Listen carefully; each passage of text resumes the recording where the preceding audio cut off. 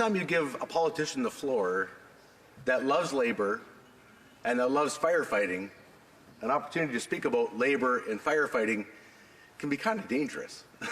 But I think it's a pretty awesome and unique opportunity here for me tonight. So I'm going to speak to M96, Motion 96.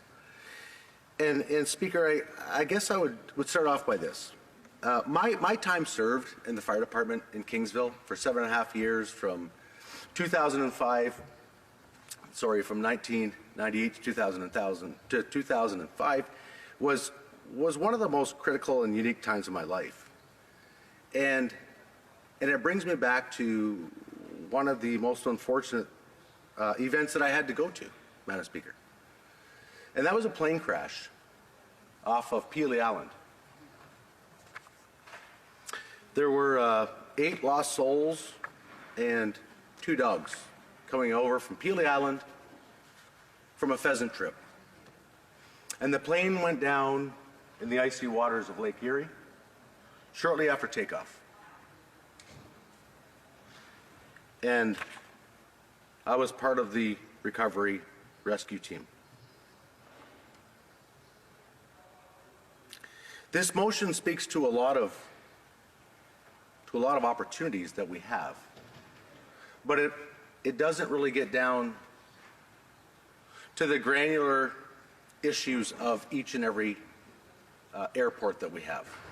So then I think about the Windsor Airport, and quite frankly, this motion I don't believe would encapsulate the Windsor Airport, which is right next to an incredibly busy airport, Detroit Airport, which occupies very much of the same space that Detroit Metropolitan Airport has.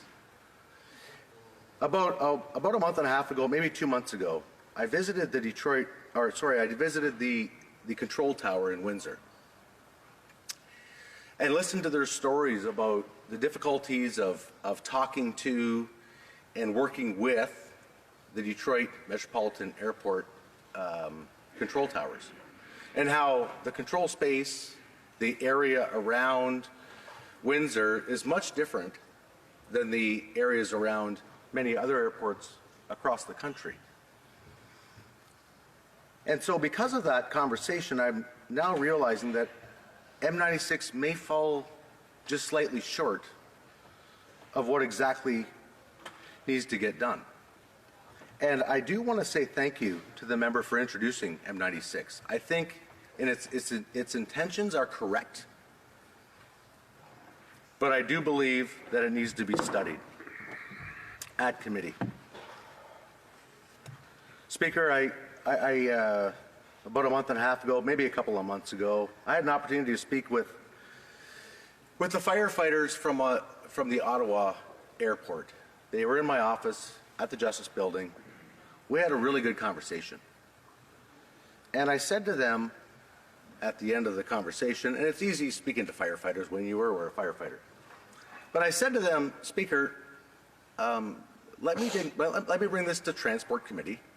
Let's have a conversation at Transport Committee, and let's figure out what the best way is to move forward with this dialogue, with this potential legislation, which is what it should be, is legislation, in my opinion. And they were, I'm going to suggest, Madam Speaker, ecstatic, to say the very, very least. Speaker, we could talk about the cost of this easily. We could talk about the cost. You know, we're hearing anywhere from $1.50 to $2.50 per plane ticket per individual for each airport. But we also understand, and I believe it to be true, that any airport that doesn't fly 180,000 flights per year does not fall under this motion. Well, as a firefighter is a firefighter is a firefighter, so is a human being is a human being is a human being. And so just because somebody flies out of Toronto or Vancouver or Montreal, those same human lives should be the same ones that are discussed about at committee They're at the Windsor Airport, at the Peely Island Airport, at the Sudbury Airport. It's really, really vital that we bring this to committee to be studied. Madam Speaker, last night in Transport Committee, ironically, I sit on the Transport Committee, and my colleague Mark Strahl last night in thank you very, very much, and I apologize to the Speaker. My colleague from Chilliwack, BC, introduced a notice of motion. And I would like to read that into the record, Madam Speaker. That the committee undertake a comparative study on the cost of federal taxes, fees and regulations on the price of airline tickets in Canada and on the United States, allocating a minimum of 4 meetings to this study to hear from witnesses from Canadian and U.S. airlines, Canadian and U.S. airport authorities, and other interest parties, and that committee report its findings to the House. There was debate on this last night, Madam Speaker, and I think this is the route that this House needs to take. I suppose if we take it one step further, we talk about labor and we talk about training. So as I crisscross this country from coast to coast to coast, and I continue to hear that people are struggling to find labor, they're struggling for skilled trades, and I know in my own municipality, in my own riding, how hard it is to get firefighters these days. Back when I was lucky enough to become a firefighter, it took a long time, and now they are screaming for firefighters. So I'm not so sure that without studying this at length, that even if this motion were to pass, that we would have the firefighters to fulfill these roles. Madam Speaker, you know, it's only ever been about service. For me, it's only ever and will only ever be about service. And